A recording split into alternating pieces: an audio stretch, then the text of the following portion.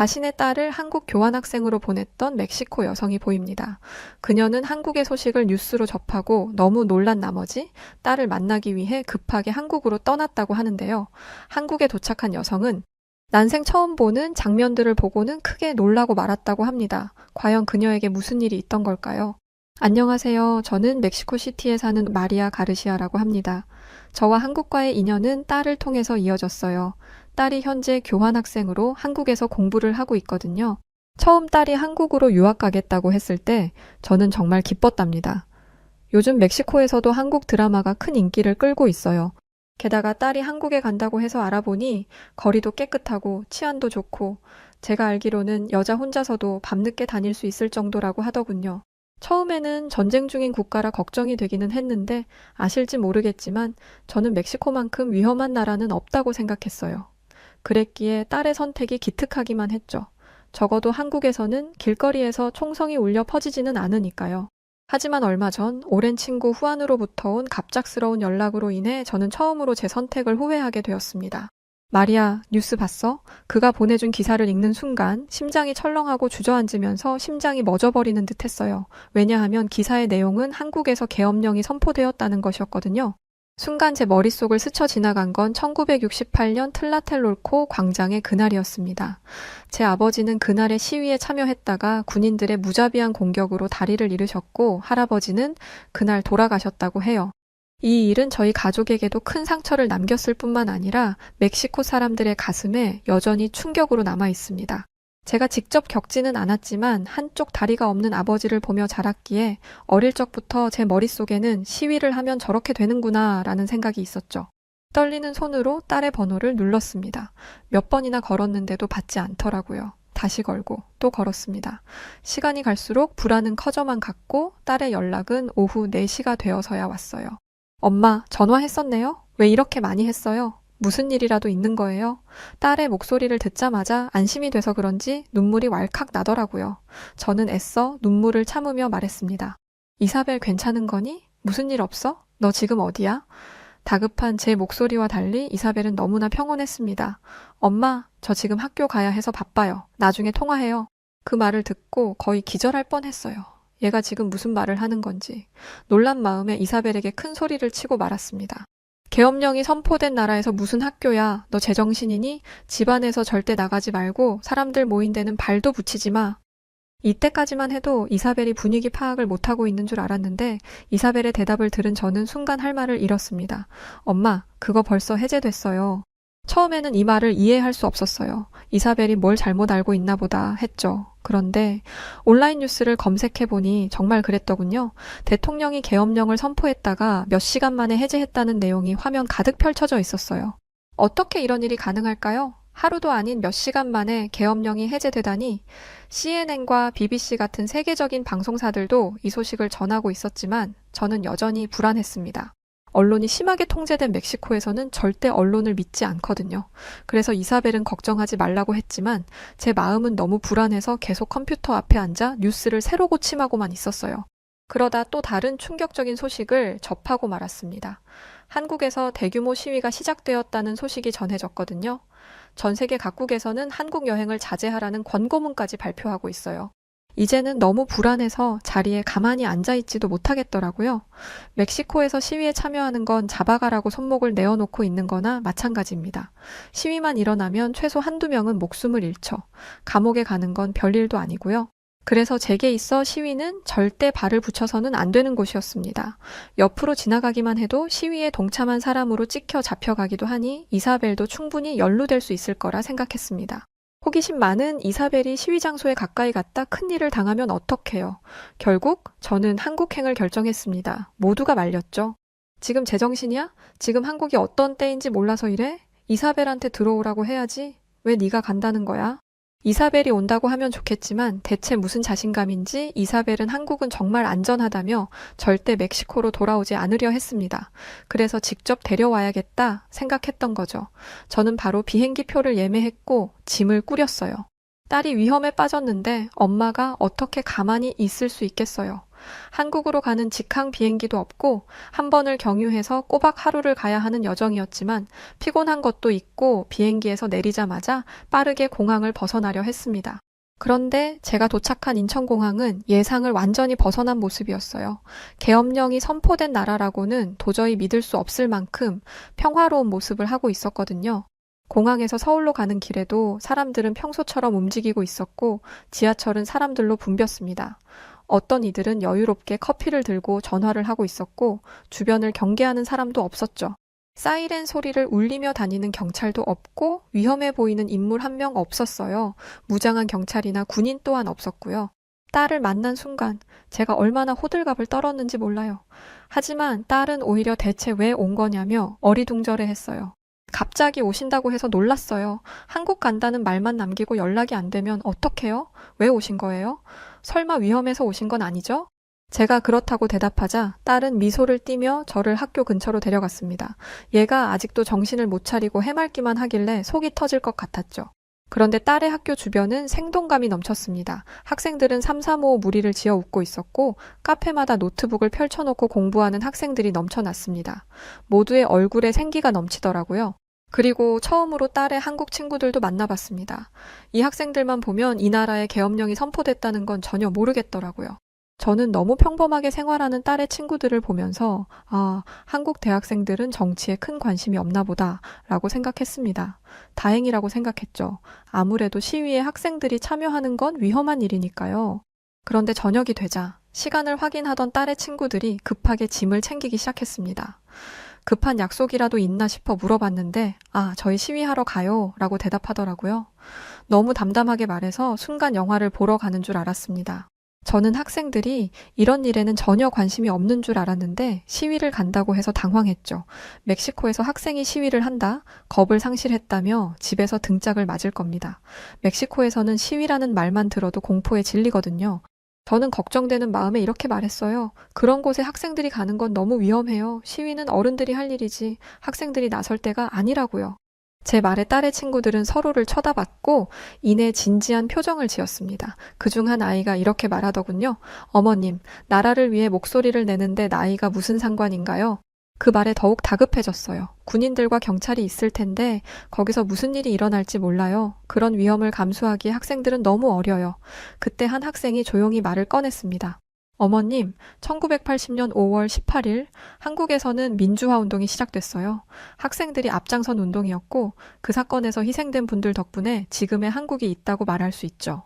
많은 사람들이 피를 흘리고 목숨을 바쳐 지켜낸 민주주의인데 저희가 어떻게 가만히 있을 수 있겠어요? 또 다른 학생이 이어 말했죠.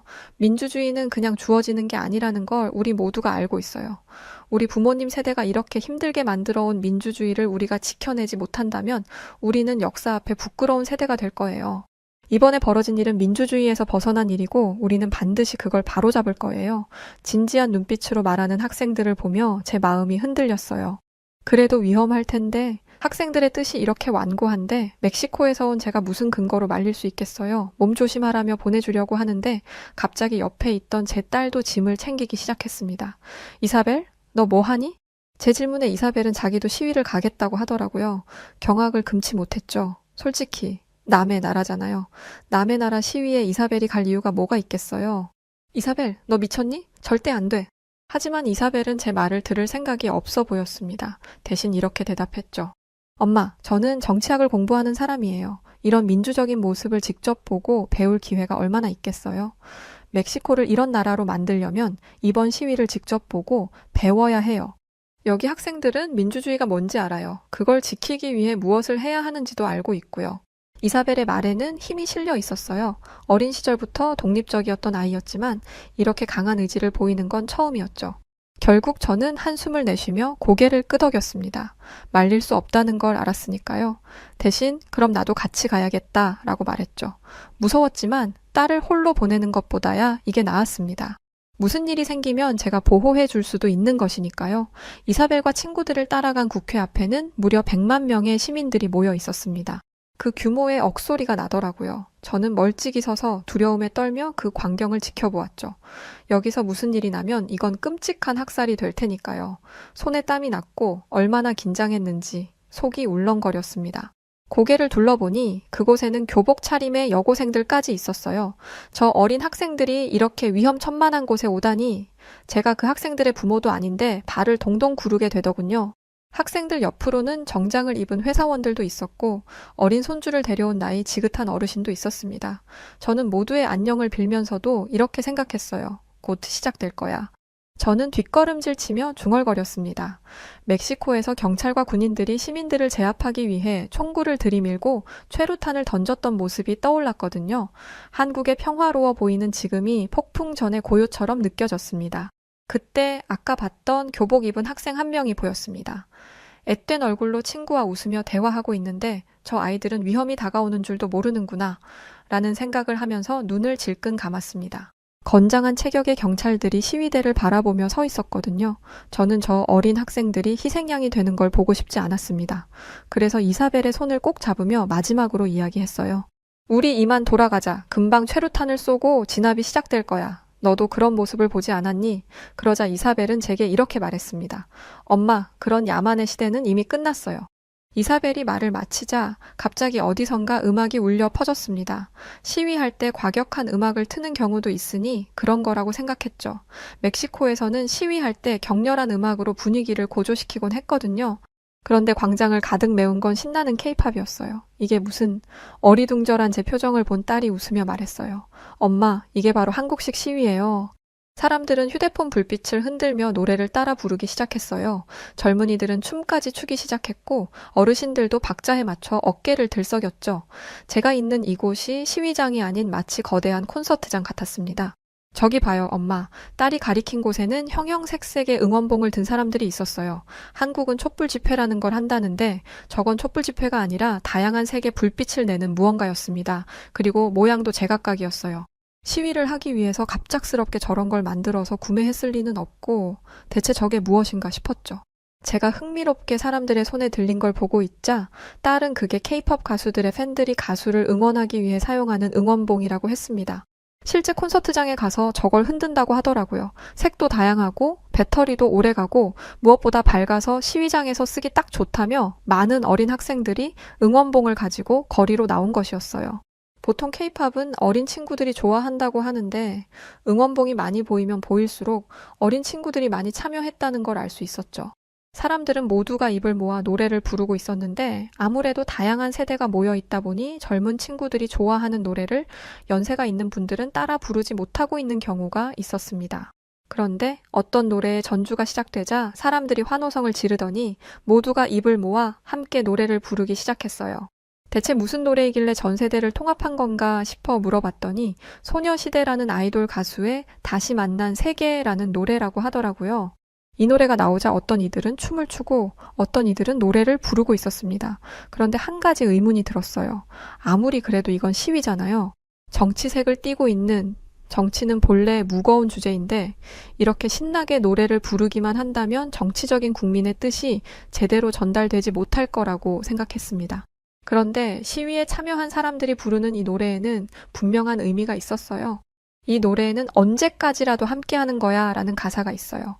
언뜻 들으면 이성 간의 사랑을 이야기하는 노래인 것 같지만 이 노래는 단순한 사랑의 메시지를 넘어서 연대와 희망을 나타내고 있어요.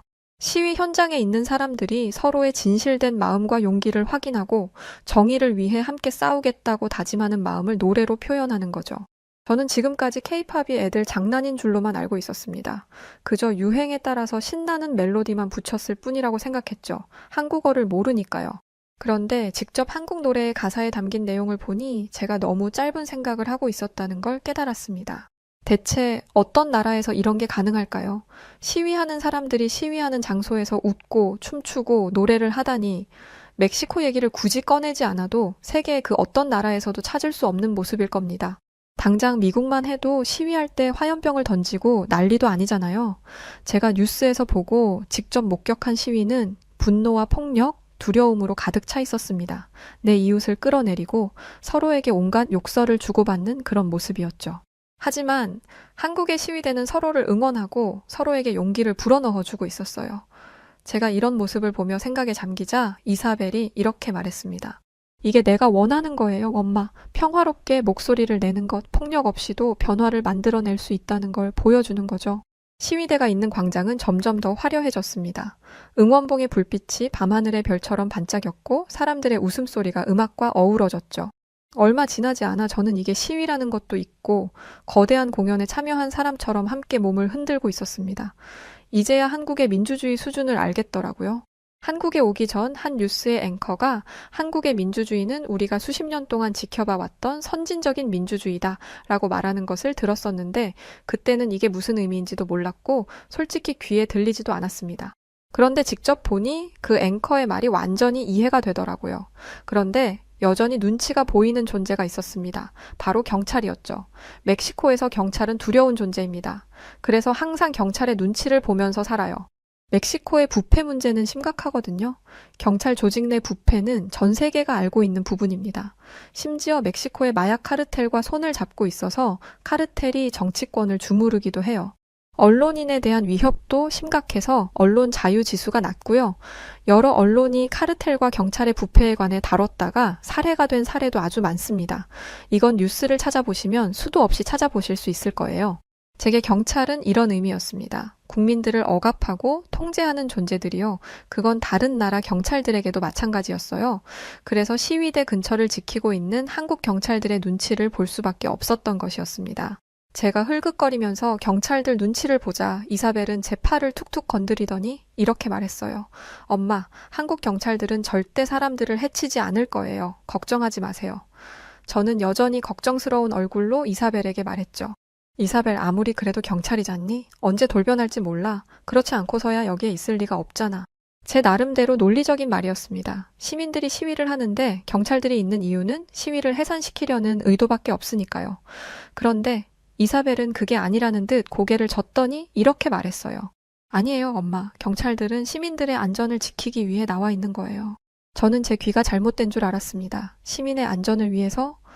아니, 한국에 엄청나게 큰 국제적 행사가 있어서 사람들이 나와 있는 것도 아니고 정부 입장에서는 100만 명이나 모인 시위가 탐탁지 않을 텐데 그런 시민들이 뭐가 예쁘다고 경찰들을 보냈겠어요? 제가 이렇게 말하자 이사벨은 대답했습니다.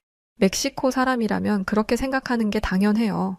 그런데 엄마, 민주주의에서는 시위가 합법이에요. 누구나 이렇게 목소리를 낼 수 있고 국민의 당연한 권리를 침해하는 게 불법이죠. 이건 멕시코도 마찬가지이기는 해요. 멕시코도 마찬가지이지만 그동안 한 번도 이런 시위를 해본 적이 없었기에 생각도 못하고 있었습니다. 여기서 또 한 번 멕시코와 한국의 민주주의 수준 차이를 뼈저리게 느꼈어요. 이렇게 많은 사람들이 한 곳에 있으면 사람들이 떼거지로 몰릴 수도 있고 그러면 사고로 이어질 수도 있잖아요. 이렇게 경찰들을 밀집시켜 두면 사람들이 한 곳에 쏠리지 않도록 제지할 수 있고 혹시나 생길 시민들 간의 마찰도 조정할 수 있어요. 시위를 돕는 경찰이라니 문화 충격 때문에 한동안 입을 다물지 못했습니다. 그러던 그때 제 시선을 잡아끄는 장면을 보게 되었어요. 한 학생이었는데 그 학생이 경찰에게 다가가더라고요. 뭘 하려는 건가 싶었는데 그 학생은 경찰에게 무언가를 건넸습니다. 그때 이런 생각을 했어요. 설마 저렇게 어린 학생이 돈이라도 건네는 건가? 모르겠어요. 한국이 멕시코와는 차원이 다른 수준이라는 걸 알면서도 이런 생각을 하게 되더라고요. 50년 넘게 이렇게 살았으니 조금만 이해해 주세요. 제가 다소 의심스러운 눈빛으로 그 장면을 보고 있자 이사벨이 또 한 번 웃음기 있는 목소리로 말했습니다.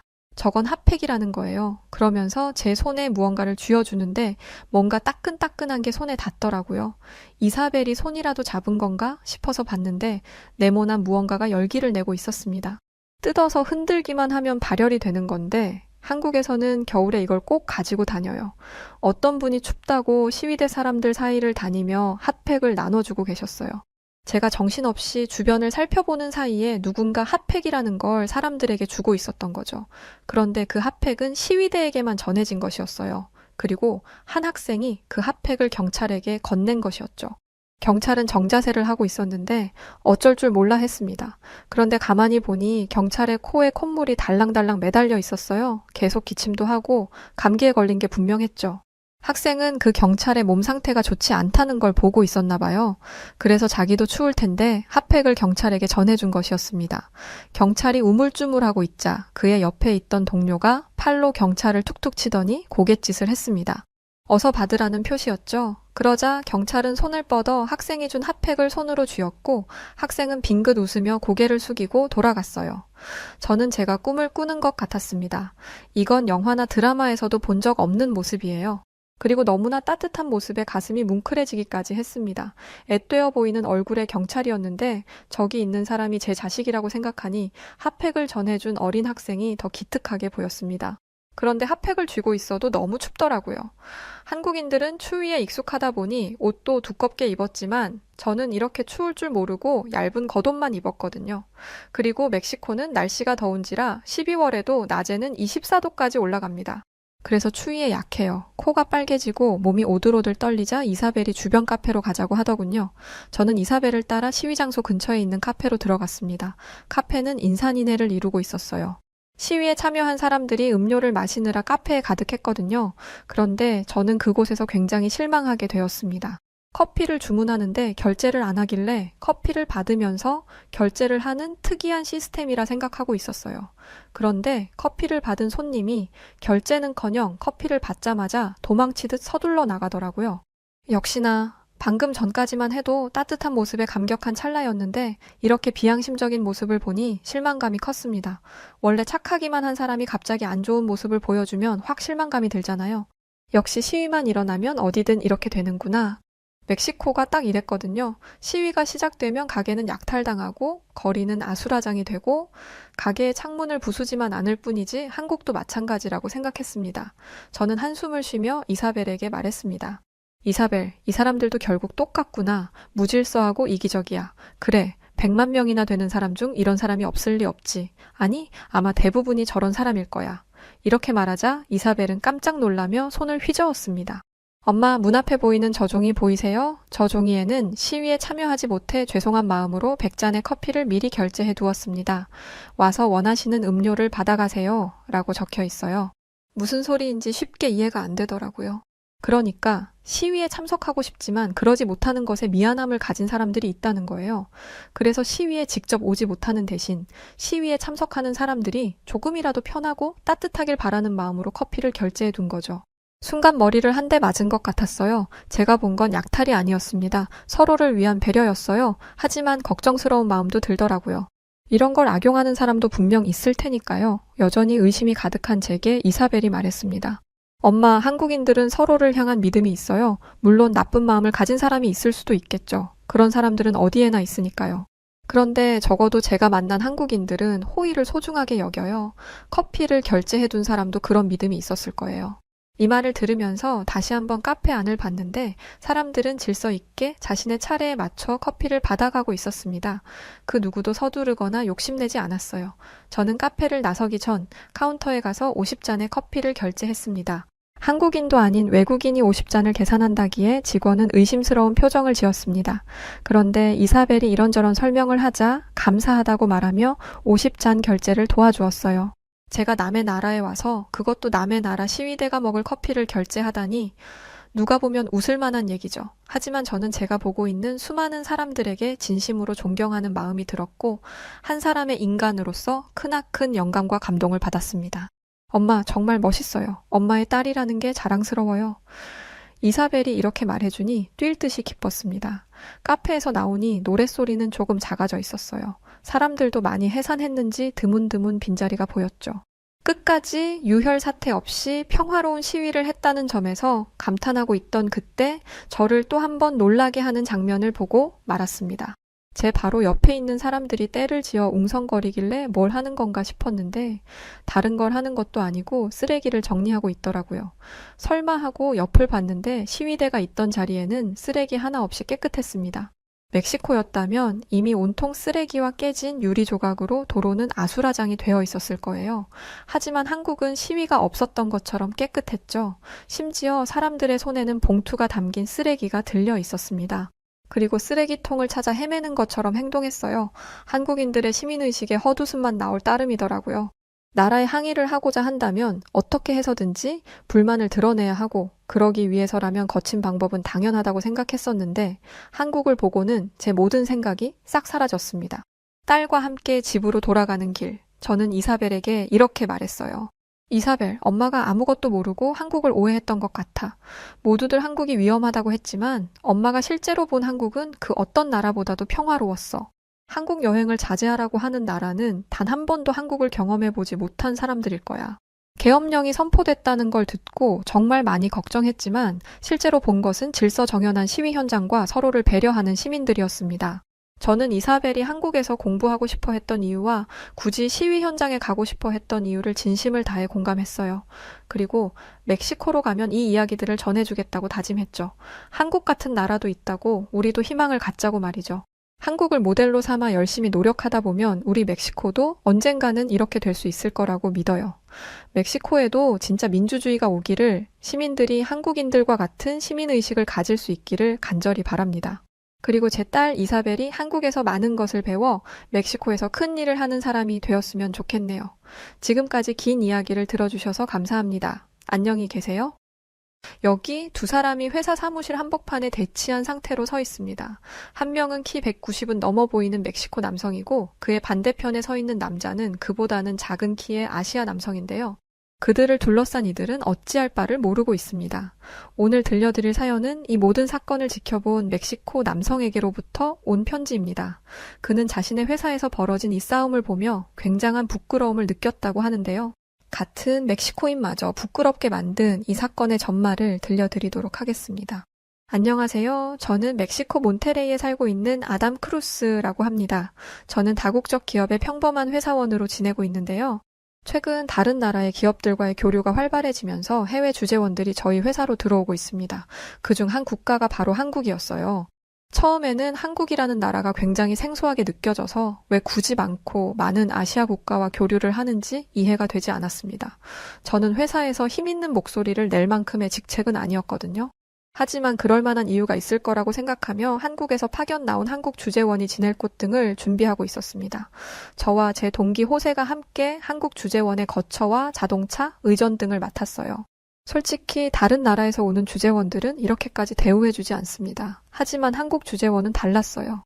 미국, 독일 등에서 일하며 다양한 경험을 쌓았고 저희 회사에 큰 도움이 될 인물이라고 했죠. 오자마자 팀장급으로 일을 하게 되었기 때문에 저희는 어느 정도 긴장 상태였습니다. 특히 한국 주재원의 회사는 자신들의 기술과 노하우 등을 저희 회사의 시스템에 결합해서 남미 시장을 노리려는 것이었어요. 이게 규모가 꽤 크기 때문에 저희 회사도 이번 한국 주재원의 방문에 신경을 쓰고 있었습니다. 그런데 모든 사람이 그런 것은 아니었어요. 저는 모든 사람이 저와 같은 생각은 아니라는 것을 파악하고 있어야 했습니다. 한국 주재원의 의전은 저와 호세가 주로 맡았는데 처음 맡겨진 중요한 임무에 저는 바짝 긴장하고 있었어요. 경험이 없는 사람이 긴장을 하게 되면 오히려 실수를 할 수도 있다는 걸 저는 이번에 처음 알았습니다. 주재원이 머물 집을 계약했었는데 집주인의 실수로 이중계약이 되어버린 거예요. 이런 경우가 아주 없는 건 아니었기 때문에 몇 번이고 신경 썼는데 문제가 터지고 만 것이죠. 그래서 저는 한국 주재원을 마중 나가는 일을 호세에게 맡겼습니다. 그리고 집주인을 찾아가 문제를 해결했고 문제를 해결할 동안 주재원이 머물 호텔을 예약했죠. 다행히 문제를 잘 해결하고 호세에게 연락을 했는데 이번엔 더 큰 문제가 생겼습니다. 호세가 한국 주재원의 마중을 나가지 않았던 거예요. 분명 마중을 나가라고 했음에도 불구하고 아무렇지 않게 그걸 내가 해야 하는 거였어? 라고 말하는데 정말 가슴이 철렁했습니다. 솔직히 다른 나라에서 오는 사람이라면 택시를 타고 넘어오라고 해도 괜찮았습니다. 그런데 한국 주재원의 방문은 정말 중요한 일이었어요. 특히 멕시코 공항에서 짐을 바리바리 들고 온 외국인이 택시를 타고 이동하는 건 위험한 일입니다. 값비싼 물건이 있다는 걸 알기 때문에 강도나 범죄 조직의 타깃이 될 수도 있거든요. 저는 곧장 주재원에게 연락을 했습니다. 화가 나서 제게 소리를 지를 거라고 생각했어요. 하지만 한국인 주재원은 너무나 평온한 목소리로 자신은 괜찮으니 조심히 오라며 저를 되려 안심시켜 주었습니다. 저는 공항에 도착하자마자 고개를 숙여 거듭 사과했어요. 그러자 주재원은 사람이 살다 보면 실수를 할 수도 있는 거고 함께 일을 하다 보면 의사소통에 문제가 있을 수도 있는 것이라 말해 주었습니다. 딱 봐도 제가 나이도 어려 보이고 미숙해 보이니 아직 이런 일을 많이 안 해봤을 거라는 걸 직감한 거죠. 정말이지 너무 감사했습니다. 주재원이 문제를 삼아서 회사에 항의를 했더라면 저는 징계를 받았을 거예요. 멕시코는 일 처리가 화끈하고 가끔은 잔인할 정도로 가차 없기 때문에 지금까지 그렇다 할 성과도 없고 그럴싸한 일도 해본 적 없는 저는 정말 잘렸을 수도 있습니다. 아주 운이 좋아서 잘리지 않는다고 해도 저를 믿고 중요한 일을 맡겼는데 이런 사고를 쳤다며 회사의 신임을 잃었을 수도 있어요. 하지만 한국 주재원 덕분에 저는 그런 위기에서 벗어났고 다행히 일자리를 잃지 않을 수 있었습니다. 첫 만남부터 이런 일을 겪으니 저는 한국 주재원이 멕시코에서 머무는 동안 정말 최선을 다해서 그를 따라야겠다고 생각했습니다. 지금까지 저희 회사에서 봤던 상사들이 이 한국 주재원만 되어도 좋겠다는 바람을 가지면서요.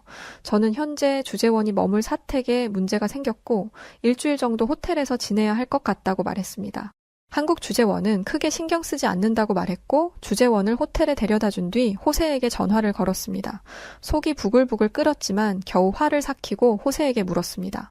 대체 왜 마중을 나가지 않은 거야? 내가 보낸 연락을 못 받았어? 이렇게 중요한 날에 연락도 안 되길래 문자랑 메일도 보냈잖아. 그러자 호세는 아무렇지 않게 대답했습니다. 솔직히 난 처음부터 네가 이해가 안 됐어. 한국에서 오는 사람이라며? 그 사람이 뭐가 중요하다고 이렇게까지 하는 거야? 한국이 대단한 나라도 아니고 난 그 사람한테 내 에너지를 쏟고 싶지 않아. 그 한국인이 별말 안 했지? 왜 그러는 것 같아? 자기 한국 국적이 우리한테 꿀린다는 거 아니까 괜히 문제 일으키지 않으려고 하는 거야. 너처럼 그렇게 일하면 진짜 피곤해서 어떻게 살겠니? 좀 적당히 하자, 응? 같이 일하는 사람 피곤하게 만들지 말고. 이 말을 들으니까 어안이 벙벙하더라고요. 분명 회사에서 지시를 한 것이고 이에는 그만한 이유가 있는 것인데 회사의 지시는 깡그리 무시하고 자신이 하고 싶은 대로 하는 거잖아요. 하지만 저는 호세가 뒤에서만 이렇게 말할 줄 알았습니다. 설마 면전에다 대고 한국 주재원을 무시할 줄은 몰랐어요. 한국 주재원은 자신을 멕시코 이름으로 리암이라고 소개했습니다. 한국 이름은 김우진이었어요. 리암은 정말 감사하게도 저희 팀의 팀장으로 오게 되었는데 매우 화기애애한 분위기로 자기소개가 진행되었어요. 그런데 호세는 탐탁지 않은 표정과 말투로 호세 제임스입니다. 라는 말만 하고 자기소개를 마쳤어요. 호세는 평소 호탕한 성격으로 사람들과 잘 어울려 지내는 사람이었는데 이런 호세가 탐탁지 않은 반응을 하니 팀원들 모두 당황스러운 기색을 감추지 못했고 분위기는 순간 가라앉았습니다. 한국 주재원 리암도 이 이상한 기류를 눈치챘을 거예요. 그런데 그는 아무 일도 없었던 것처럼 분위기를 반전시켰고 자기소개를 한 뒤 30분 만에 저희 팀을 완전히 장악했습니다. 리암은 저희 회사에서 오랫동안 일을 해본 사람처럼 일을 했어요. 멕시코에 오기 전에 저희 회사의 시스템과 실적, 업무 진행 방향, 주력 아이템 등을 파악했더라고요. 다른 부서에 있는 선배에게 듣기로는 한국인들의 일머리는 따라올 사람들이 없다고 하던데 그 말이 무슨 의미인지 바로 알 수 있었습니다. 저희는 모일 때마다 리암의 능력을 추켜 세웠어요. 솔직히 진짜 대단하잖아요. 회사에 다닌 지 1년이나 된 저도 아직 회사가 어떻게 돌아가는지 잘 모르겠는데 리암은 온 지 일주일도 안 되어 회사의 모든 것을 파악했습니다. 대체 한국이라는 나라는 얼마나 대단한 건지 감도 안 잡혔습니다. 그런데 저희와 생각이 전혀 다른 사람이 있었어요. 바로 처음부터 리암을 마음에 들어 하지 않았던 호세였죠. 호세는 저희가 모여서 리암의 이야기를 할 때마다 끼어들어서 리암의 험담을 했습니다. 주된 내용은 리암이 온 한국에 대한 이야기였어요.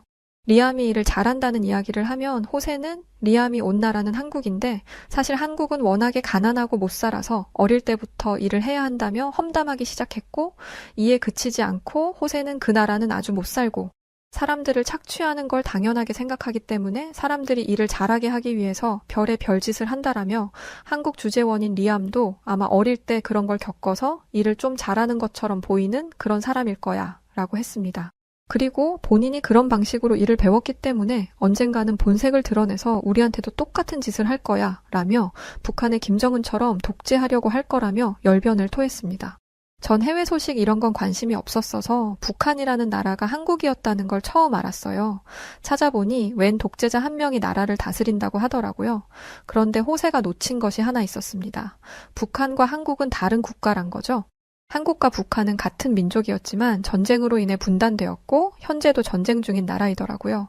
하지만 전쟁 중임에도 불구하고 남한은 북한보다 몇천 배는 잘 사는 나라가 되었고 북한은 세계에서 손꼽히는 빈곤 국가가 되었습니다.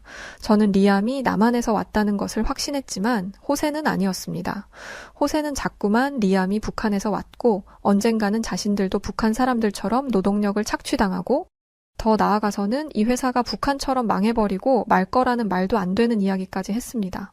그런데 호세가 이렇게 주장을 해봤자죠. 저를 포함한 모든 팀원들은 호세가 얼마나 말도 안 되는 말을 하고 있는지를 알았습니다.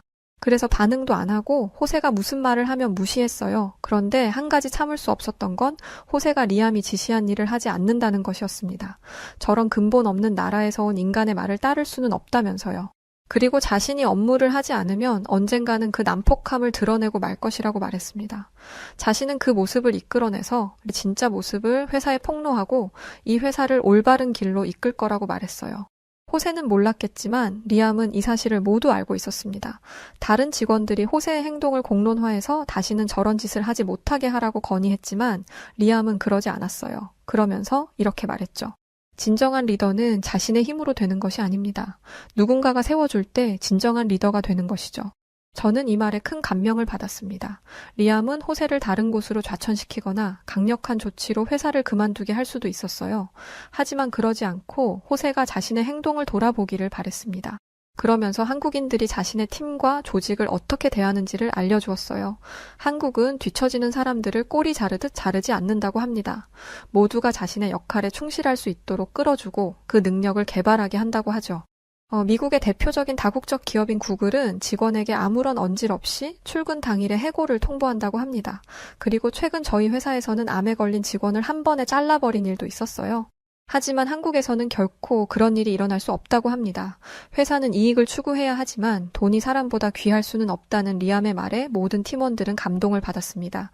그리고 일을 잘 못하면 잘릴 수도 있다는 두려움이 있었을 때보다 더 열심히 일했어요.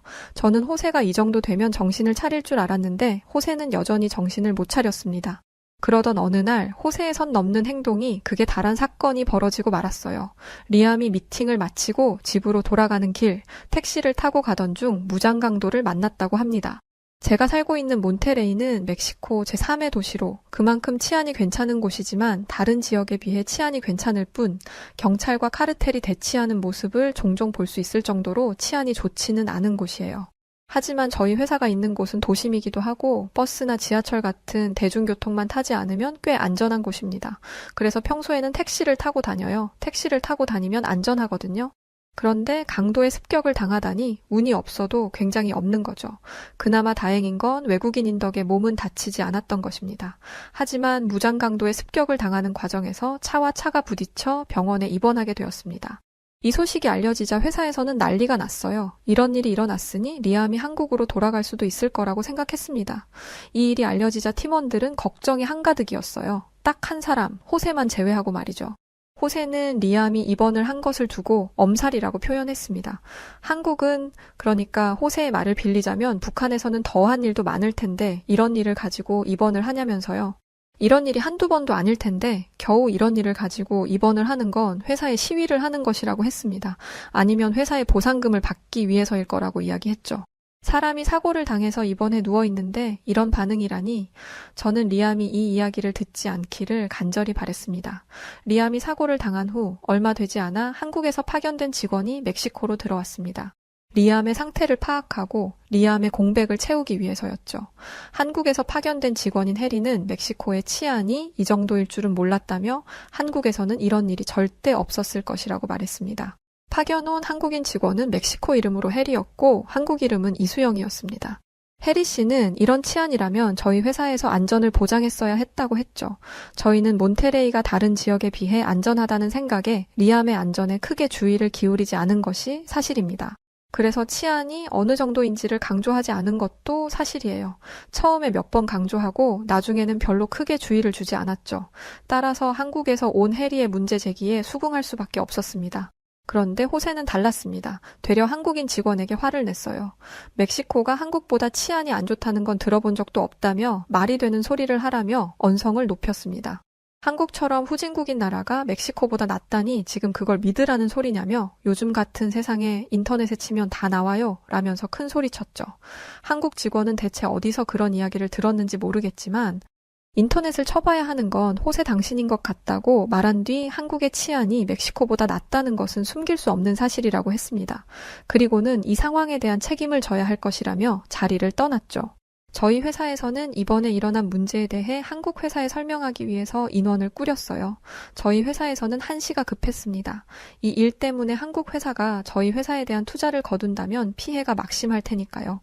직원들은 한국에 가는 것을 꺼려 했어요. 이 문제를 한국 회사가 문제 삼으면 그 불만을 온전히 감당해야 할 테니까요. 하지만 저는 제가 나서서 한국행에 지원했습니다.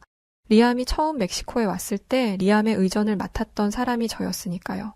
그런데 아주 의외의 인물이 한국행에 지원을 했어요. 바로 호세였습니다. 저는 호세가 또 무슨 일을 저지르려고 한국에 가려고 하나 불안했습니다. 하지만 한국에 가려는 사람이 없어서 저와 호세, 그리고 한 명의 직원을 포함해 3명이서 한국에 가게 되었어요. 호세가 한국에 가려던 이유는 딱 하나였습니다. 자꾸만 멕시코의 치안을 물고 늘어지는 한국에 가서 그들의 주장이 얼마나 터무니없는 것인지를 밝혀내겠다는 것이었죠. 한국에서도 흔하게 일어나는 일을 가지고 멕시코만의 문제인 양, 리암이 당한 일을 엄청난 일로 만들어 보상을 요구하는 한국 기업의 행태도 고발하겠다 말했습니다. 이렇게 해서 회사의 영웅이 되려고 했던 것 같아요. 호세는 한국으로 가는 비행기를 타는 내내 자신이 다운받아온 북한의 영상을 보여주었습니다. 자꾸만 한국을 북한이라고 주장하는데 저는 한국이 남한과 북한으로 나뉘어 있으며 호세가 말하는 곳은 북한이고, 그러면서 자신이 유튜브에서 찾아온 영상인데 가자마자 이런 끔찍한 광경을 보게 될 테니 미리 마음의 준비를 하고 있으라면서 보고 싶지 않은 영상을 계속 보여주었어요. 호세가 보여준 영상은 끔찍하기는 했습니다. 영양실조에 걸려서 배만 부른 깡마른 아이들이 나무 껍질 같은 것을 씹고 있는 영상도 있었고, 다 떨어진 군복을 입고 있는 남녀가 토굴 같은 데서 나오는 영상도 있었습니다. 호세는 리암의 나라가 전기도 제대로 들어오지 않는 나라라고 했어요. 밤이 되면 전기가 들어오지 않아서 사람들은 촛불을 켜고 산다고 했습니다. 이게 21세기에 가능한 일이냐면서 침을 튀기며 말을 하더군요. 가로등도 제대로 들어오지 않는 곳이니 얼마나 치안이 엉망이겠냐는 말까지 덧붙였죠. 결론은 늘 하나로 모아졌어요. 그런 나라에서 왔으면서 멕시코에서 무장강도 만난 것으로 항의를 하냐며 이해가 안 된다는 것이죠. 하지만 호세의 이런 말도 안 되는 주장은 한국에 도착하자마자 깨지고 말았습니다. 비행기를 타고 내렸는데 신세계였어요. 멕시코의 공항은 그리 깨끗하지 않았고 조명조차도 누리끼리 했습니다. 벽에는 금이 가 있는 곳도 있었고 바닥의 타일도 살짝 깨져 있기도 했죠. 멕시코 사람들은 그 누구도 이것을 문제 삼지 않았습니다. 하지만 한국은 모든 게 최신식이었어요. 조명도 밝았고 모든 곳이 깨끗했습니다. 인천공항 직원들이 청소하는 기계에 올라타서 돌아다니는데 정말 신세계였어요. 호세는 적잖이 놀란 듯 보였습니다. 저는 호세에게 네가 생각하는 한국이 이런 모습이었냐 물었습니다. 그러자 호세는 공항은 외국인들이 가장 많이 오는 곳이니 그럴싸하게 꾸며놨을 것이라며 공항을 빠져나가면 영상에서 본 그런 모습들이 줄지어 있을 것이라고 주장했습니다. 그런데 호세의 그런 주장도 얼마 가지 못했어요. 저희는 버스를 타고 빠져나왔는데 버스를 타고 수도인 서울로 가는 길은 정말 잘 닦여 있었습니다. 멕시코의 수도인 멕시코시티는 몰라도 제가 살고 있는 몬테레이는 멕시코의 제3의 도시임에도 불구하고 도로가 썩 좋지 않아요. 그런데 한국의 도로는 정말 잘 닦여 있었습니다. 물론 호세는 조금 더 들어가면 안 좋은 모습이 보일 거라고 얘기했지만 저는 호세가 생각하는 그런 모습이 절대 나타나지 않을 것이라는 걸 알고 있었습니다. 그리고 제 예상은 정확히 맞아떨어졌어요. 호세는 한국의 수도에는 전기도 잘 들어오지 않고 깨끗한 물도 나오지 않는다고 말했습니다. 그런데 한국의 수도인 서울에는 고층 빌딩이 줄지어 있었고 버스 정류장에서마저도 핸드폰을 충전할 수 있었어요. 이뿐만이 아닙니다. 친환경 버스도 흔히 보였고 도시의 조경도 훌륭했어요. 길거리에는 쓰레기도 없었습니다. 환경미화원들이 수시로 다니면서 청소를 하는 줄 알았는데 새벽에만 나와서 청소를 한다고 하더라고요. 낮 시간에도 도로가 깨끗한 것은 한국인들의 시민의식 덕분이었습니다. 이건 정말 멕시코인들이 배워야 하는 것이라고 생각했어요. 호세는 점점 말을 잃었습니다. 어떻게든 한국의 부정적인 면을 찾아내려고 애를 쓰는 게 보이더라고요. 그런데 호세는 절대 자신이 생각했던 것을 찾을 수가 없었습니다. 한국의 밤거리를 보고는 완전히 무너지고 말았죠. 저희는 밤이 되면 꼬박꼬박 호텔에 들어왔습니다. 멕시코에서 왔다 보니 밤거리가 당연히 위험할 거라고 생각했거든요. 그런데 한국의 밤거리는 너무나 밝았습니다. 그리고 사람들이 아무렇지 않게 밤거리를 걸어 다니더라고요. 그것도 교복을 입은 학생들과 여성들이요. 멕시코라면 상상조차 할 수 없는 상황에 처음엔 저희가 보고 있는 광경을 쉽게 받아들이지 못했습니다. 그러나 며칠 뒤부터는 한국의 치안이 얼마나 대단한지를 인정할 수밖에 없었어요. 일단 한국은 총기 소지가 불법이었고 총에 대해서 큰 관심조차 없어 보였습니다. 더군다나 한국 남자들이 군대에서 의무 복무를 해야 함에도 불구하고 남자들 중 총을 소유하는 사람이 없다는 것이죠. 이렇다 보니 총을 가지고 대치하는 상황이라던가 총을 가지고 사람들에게 위협하는 것 자체가 불가능했어요. 또한 어린아이들이 혼자 가방을 메고 등교하는 것은 충격적일 정도로 놀라웠습니다. 멕시코에서 이런 행동은 말도 안 되는 것이에요. 아이들을 홀로 등교시킨다면 부모들은 경찰에 잡혀갈 수도 있습니다. 그러나 한국에서는 그것이 가능하더라고요. 무엇보다 호세가 보여줬던 영상에서 나무 껍질을 벗겨먹는 영상들은 대체 어디서 나온 건지 모르겠지만 한국이 아니란 건 확실하더군요. 한국의 밤거리에는 맛있는 음식이 즐비했고 놀거리도 풍성했습니다. 치안이 좋으니 밤을 새우고 새벽까지 젊음을 즐기는 사람들도 많더라고요. 호세는 한국에서 이런 것들을 보고 듣고 몸으로 경험한 뒤로부터 호텔에 박혀선 나오지 않았습니다. 자신이 틀렸다는 사실에 분을 감추지 못하고 한국 회사와의 미팅 자리에도 나오지 않았어요. 한국 회사는 한국까지 와서 책임을 지겠다는 저희에게 크게 감동했고 이렇게까지 하는데 저희 회사를 믿지 않을 이유가 없다며 저희와의 교류를 끝까지 이어가겠다고 약속해 주었습니다. 멕시코에서 치료를 받는 리암도 많이 회복되어서 회사에 출근할 만한 상황이 되었더라고요. 그런데 딱 하나 해결되지 않은 것이 있었습니다. 바로 호세였어요. 호세는 리암 덕분에 회사에 남아있을 수 있었던 것이었습니다. 리암이 넓은 마음으로 호세의 행동을 받아주었기 때문에 그런 무례를 저지름에도 불구하고 회사에서 잘리지 않은 거예요. 하지만 리암이 다친 후에 멕시코로 왔었던 한국 직원 해리 씨는 가차 없었습니다. 해리 씨는 멕시코에 남아있던 팀원들의 이야기를 전부 들었고 회사에 정식으로 항의했습니다. 한국에 있다가 멕시코로 다시 돌아온 호세는 자신이 회사에서 잘렸다는 소식을 듣게 되었어요. 호세는 자신은 리암이 북한에서 왔다고 믿었기 때문에 그동안 이런 행동을 해왔던 것이고 자신이 한국의 진짜 모습을 보았다면 그런 잘못을 저지르진 않았을 거라고 억울함을 토로했지만 그것은 받아들여지지 않았습니다. 호세는 못 들어본 아시아국에서 온 한 동양인이 자신의 상사가 되었다는 것이 마음에 안 들었던 것 같아요. 그래서 별것도 아닌 것을 가지고 리암을 깎아내리고 무시하고 어떻게든 흠집을 잡으려 한 것이죠. 성향이 그러니까 그러려니 하기야 합니다만 이건 확실했습니다. 아무래도 상대를 잘못 건드린 거죠. 사실 한국에 대해서 자세히 알고 있는 주변 사람이 없었고 저도 그랬고 호세도 그랬고 국가 이름만 들어봤었거든요. 근데 회사에서는 우리 회사에 아주 큰 힘이 되어주고 있는 엄청난 국가의 기업이라면서 하도 이야기를 하니까 그냥 그런 줄로만 알고 있었습니다. 또 우리 회사에 투자까지 했다고 하니까 회사에서 칭송하는 거다 그런 걸로 인식했죠. 하지만 저희가 직접 한국 주재원이었던 리암 씨를 만나고 실제로 한국에 출장 가서 한국의 땅을 밟아보고 나니 비로소 왜 회사에서 한국이라는 국가 그리고 그 국가의 회사를 중요하게 생각했는지 알겠더라고요. 시간이 흐르고 호세는 아직도 직장을 구하지 못해 빈둥거리는 백수로 지내고 있고 저희 회사는 한국 기업의 도움을 받아 날로 성장해 갔습니다. 저 역시 한국인 리암 옆에서 열심히 일을 배웠더니 승진까지 했습니다. 회사는 매출 증진과 많은 성과를 낸 저희 직원들 모두와 함께 한국으로 휴가 겸 워크숍을 계획하게 되었죠. 그런데 그 소식을 어떻게 들은 건지 호세가 가끔씩 회사 주변을 배회하는 게 눈에 띄더군요. 리암도 그 모습을 봤습니다.